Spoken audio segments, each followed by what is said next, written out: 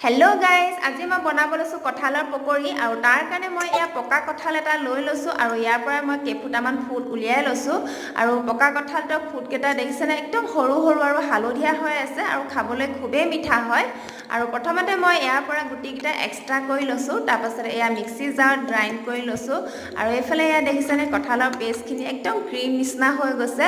আৰু ইয়াতে মই অলপমান এয়া বেসন দি দিছো আৰু আপোনালোকে এবাৰ বনাই খাই চাবচোন খুবেই ভাল হয় খাবলৈ কাৰণে আৰু এইখিনি গুটেইখিনি মিক্স কৰি পেলাই এয়া সৰু সৰুকে এয়া মই গৰম তেলত দি গৈ আছো